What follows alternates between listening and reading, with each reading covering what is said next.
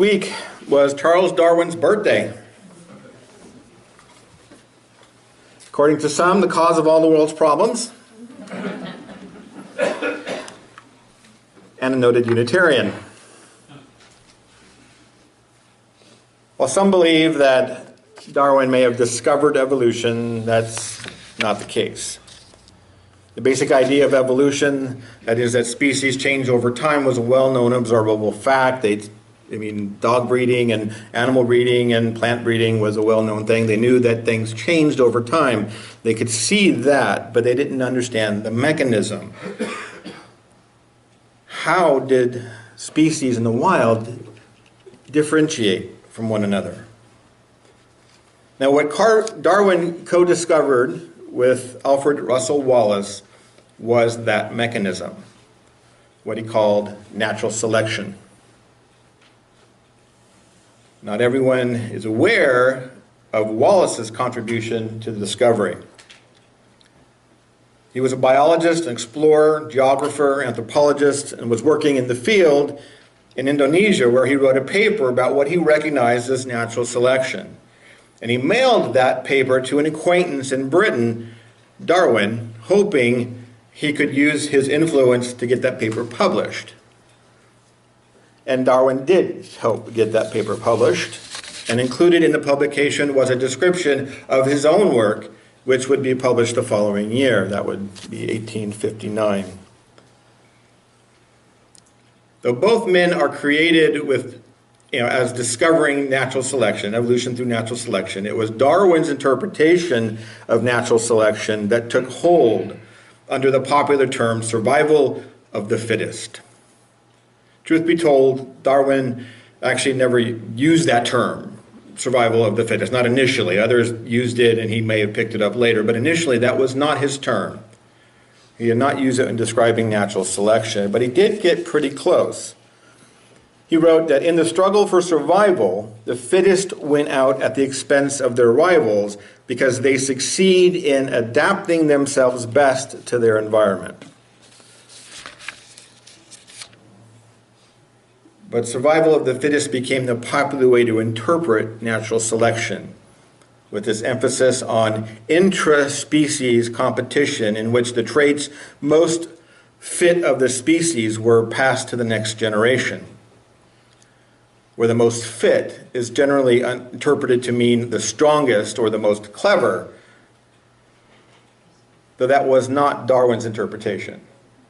Darwin specifically said the most adaptable, but other people took it as those who were the strongest and the most clever.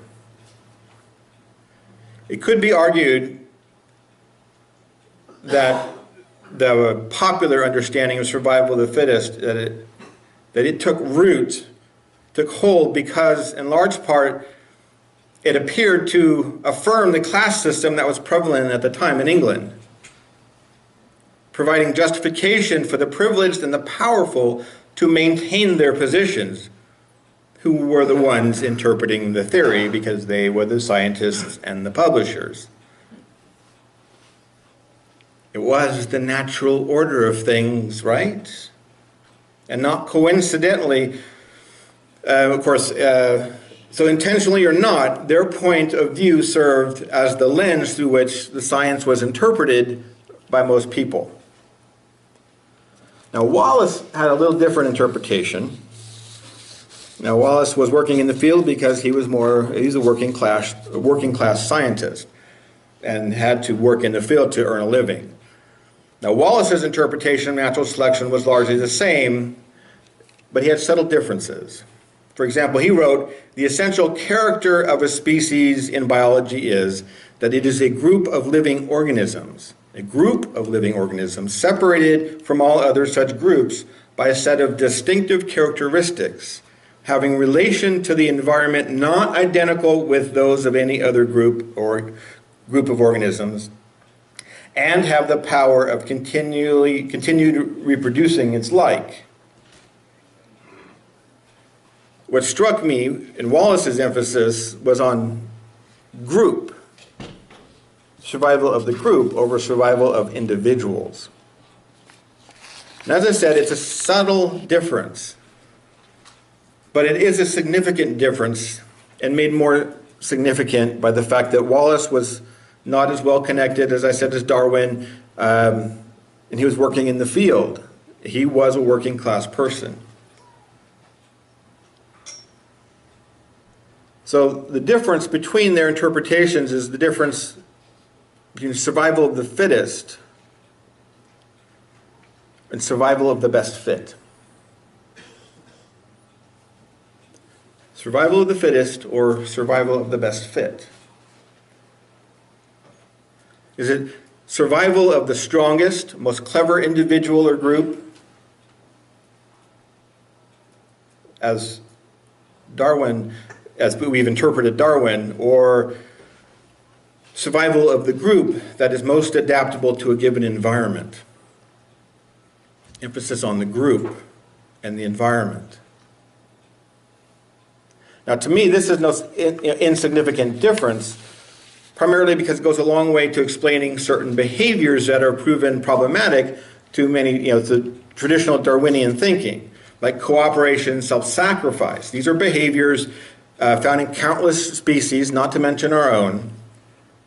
And these observed behaviors seem to run counter to traditional evolutionary biology, which tends to focus on the transmittal of genes from one generation to the next, a survival of the fittest worldview. So if it's just about my genes, me wanting my desire to get my genes onto the next generation, why would I sacrifice myself for another species or another person who does not carry my genes? It doesn't make sense in some models. But in this model where it's about group survival and group adaptability, then it does make sense. Not only does it make sense, it would be predicted.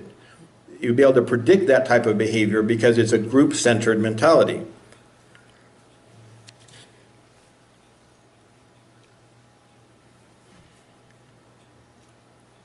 Personally, I think the shift in perspective, as small as it may seem initially, for the survival of our own species, I think the shift is monumental. Now, it's a small shift because it actually does not affect the theoretical framework of evolution. It doesn't change the science. And it's monumental because it greatly affects our perception of the epic of evolution. It is a shift of emphasis from me-first perspective to a fully developed we mentality. We being inclusive of all species of a shared environment. And from a human perspective, that would be all species on our one giant environment we call the Earth. While the drive of the individual to reproduce does not go away, but instead of it being for the good of one's own genetic legacy, it is for the good of the group. Instead of a dog-eat-dog, winner-take-all competitive view of the world, where the rich and powerful are perceived as deserving of privilege because of their superior genes. I got to read this one. What is social Darwinism? Survival of the richest.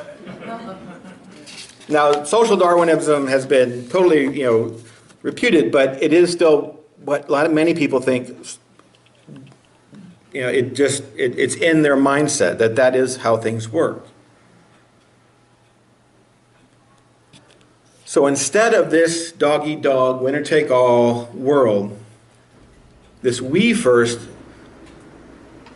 this survival of the best fit invites us to see life as truly interdependent, where cooperation is the primary motivation and personal greed runs counter to group survival. Now, this doesn't mean, again, like competition goes away, because we know it's an observable fact, competition exists. But instead of it being held up as the primary characteristic of evolution, it becomes a secondary characteristic, a means to an end. It's not all about that. It's not all about competition, but competition is one way to help improve adaptability. Now, before I go on, I want to make something perfectly clear. I'm not making a scientific argument here. I have no qualifications to challenge the scientific theory of evolution, and I have no problem with the works of Charles Darwin. My problem is with Darwinists. who misuse natural selection for their own ends. All I'm suggesting is that how we talk about the science matters. Because for all intents and purposes, evolution serves as a modern-day creation myth. And as such, it shapes our perception of the world, because that is what myth does. That is its primary function. Now, myth does not mean something is not true. It just means it's a controlling metaphor. And using it in the same way that Joseph Campbell uses the idea of myth. It's a controlling metaphor. And the creation myth is exactly what it does. It's a controlling metaphor for how we view the world. And for many of us, evolution is our controlling metaphor. And though not while everybody admits it, it's kind of the controlling metaphor for our society. And for over 150 years, we have been worshiping at the altar of survival of the fittest. And it has shaped our society, it has shaped our values. Because survival of the fittest teaches us to look out for number one, to use whatever means is necessary to reach our goals. It teaches us that wealth, power, and celebrity are the means to happiness, in spite of all evidence to the contrary. Let's consider this cartoon. Teacher says, "Children, today we're going to learn code. It's important for a prosperous future." And one of the children says, "Teacher, after that, could we learn how to survive in a civilization threatened by ecosystem collapse, rising sea levels, and the resulting geopolitical turmoil, armed conflicts, and the increasing polarization of ideological orientations, and humanity's seemingly insatiable appetite for stuff?" Think about that. Think about that. This is such a profound statement. What we teach our children is how to have a great career, how to make money. That's our emphasis in school. I see it in my own son. He's 16. It's all about, what are you going to do as a career? What do you got to move forward to? How are you going to make a living? And it's all about this and how are you going to, it's all about you. But what about the survival of the planet and how we fit in it? And are we preparing our young people to live in the world that we're creating with the rising sea levels? Changing weather patterns? So what are we teaching our children? All right. Now let's get on to some good news. The good news is that we are conscious beings. We do not have to wait for the slow process of natural selection to save us from ourselves. John Stewart in his... Wait, not that John Stewart, sorry. Yeah, that John Stewart. In his book, Evolution's Arrow, he points out that the emergence of organisms who are conscious of the direction of evolution is one of the most important steps in the evolution of life on any planet. Once organisms discover the direction of evolution, they can use it to guide their own evolution. If they know where evolution is going, they can work out what will produce success in the future and use that to plan how they will evolve. So essentially what Stewart is telling us is that our awareness of the process gives us some control of the process. In fact, one can argue that's what we've been directing evolution for some time. We have been directing the evolution of any number of plants and animals that are the staple of our food supply. Humans continue to direct future evolutionary process through the destruction of rainforests, polluting our rivers, oceans, land and air, and of course global climate change. We're shaping the future. We're shaping how life will evolve on this planet through our activities already. We've done this not fully aware how our action affected the whole of planetary life.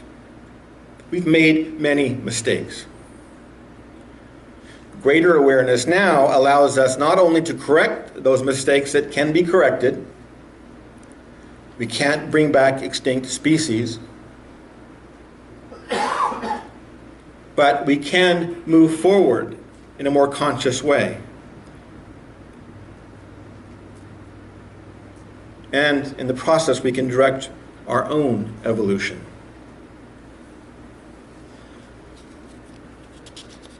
William Grassi, activist and director of Meta-Nexus Institute, an organization which promotes dialogue and interactive synthesis between religion and the sciences internationally, wrote, How to interpret the epic of evolution is neither obvious nor simple. It requires romantic vision and philosophical rigor.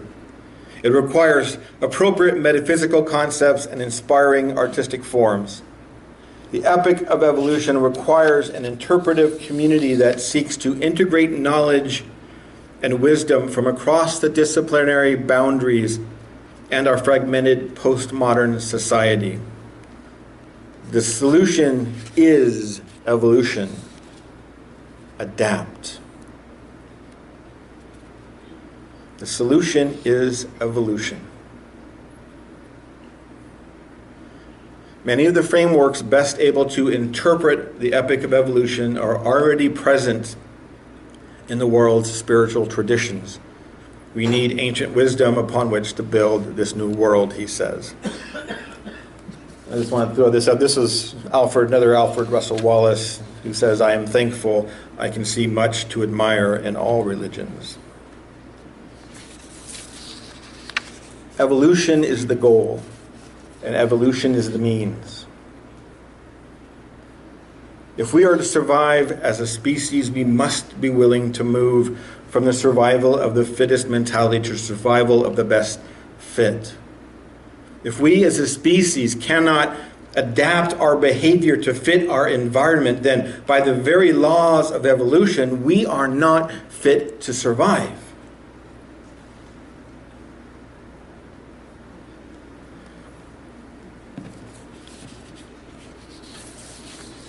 John Smotherman, in his introduction to his book, Consciousness Paradigm, he writes that consciousness is the most pressing issue of our time.